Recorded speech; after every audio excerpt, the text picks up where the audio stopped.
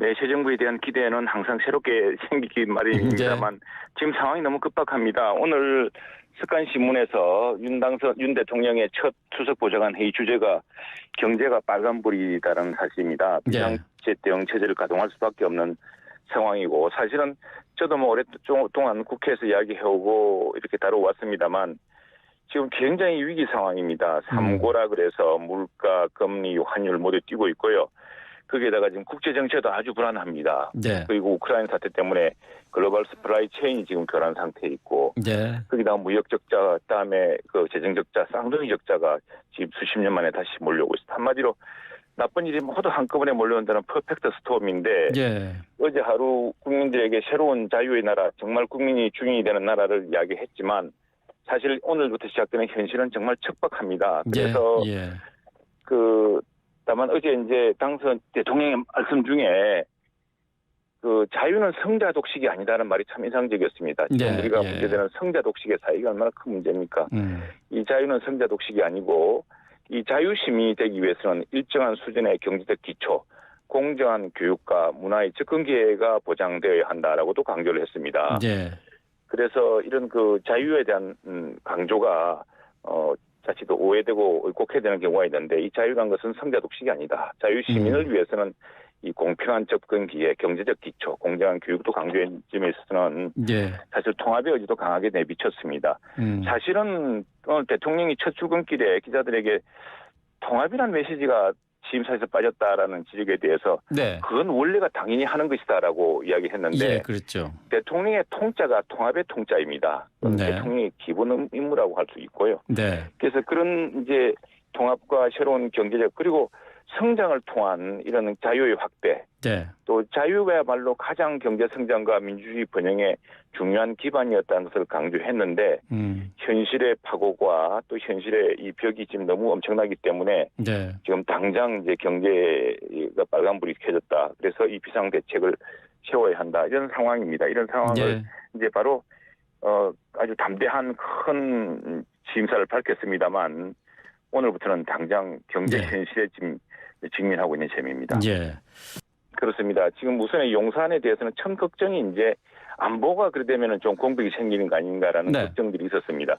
근데 사실 첫 직무 시작을 용산 국방부 지하 벙커에서 상황실에서 한 것이죠. 사실 국방의 어떤 허브 중심은 국방부입니다. 국방부와 합참이기 때문에 그 과거 청와대 상황실은 이 국방부의 허브와 네트워크로 연결되어 있는 것이었거든요. 그래서 지금 그걸 처음부터 차질 없이 완전하게 그 국방 태세를 갖추면서 시작했다는 걸 보여주었고, 그리고 지금 청와대는 이미 이제 국민들에게 개방이 되었습니다. 저희가 지역이 마산입니다만 벌써 마산에서도 수많은 단체, 우리 또 상인회 이런 데서 청와대 방문을 하는 것이 하나의 지금 꿈이 되었습니다. 그래서 뭐 굉장히 몰리고 있는데, 용산 시대라는 것은 어쨌거나 당초 역대 정부가 약속했던 청와대를 국민에게 돌려주고 광장으로 나와야 된다는 것. 처음에는 광화문이라고 생각했는데 광화문으로 나올 경우에 인근의 통신 환경이라든가 이런 것들이 여러 가지 장애를 갖고 있기 때문에 그래서 부득이 이제 용산을 택했고, 용산에 마치 미군 기지가 옮겨가고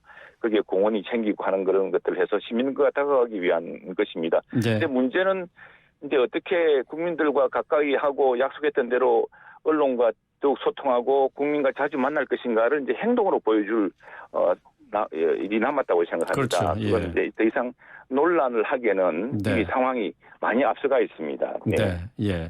안철수 후보의 차등 지급이라는 것이 그러니까 적게 주고 많게 주고 이렇게 하겠다는 게 아니고 기본적으로 최소 600만 원씩 지급한다는 이 기본에서 그걸 차등 하겠다는 그런 지인데 그건 장기 목표라고 생각이 됩니다.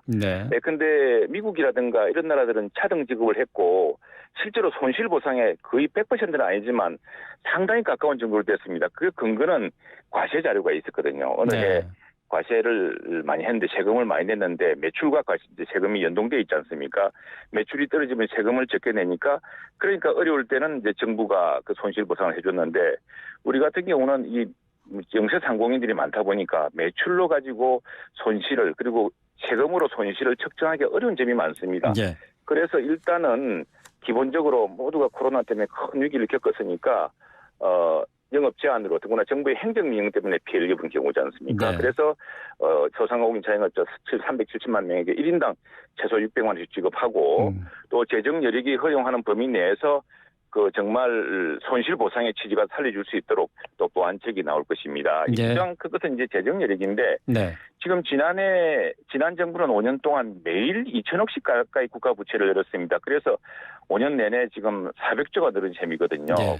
지금 정부는 1,000조가 넘은 국가 부채를 더 늘리기 힘든 상황입니다. 그래서 추경호 이제 기재부 부총리는 세출 조정, 저희가 줄곧 강조하는 세출 조정. 우리 정부의 올해 예산이 한 608조 되지 않습니까? 예. 그 정도 상당히 썼지만 아직도 대부분은 남아 있습니다. 그럴 경우에는 근데 지금 요번에 소요되는 예산이 한 30-40조라고 한다면은 그 전체 예산의 한 5%씩을 각 부처에서 세출 조정을 해서 긴급 순서를 조정해서 한다고 한다면은 그 재원을 추가 부채 없이 충당할 수 있을 것이고요. 예. 그래도 지금 어려울 경우라고 한다면은 최소한의 범위 내에서 또 부채를 생각할 수밖에 없는데 그건 이제 부채보다 기금 같은 걸 통해서 아마 해법을 찾아낼 겁니다. 한마디로 지금은 너무 정부 부채를 늘리기에는 너무 위태로운 상황입니다. 물론 난 홍남기 부총리조차도 지난 2월 달에 예산결산위원회 제7위에 대해서 올해 그 무디스하고 S&P의 국가 신용 등급을 걱정할 정도로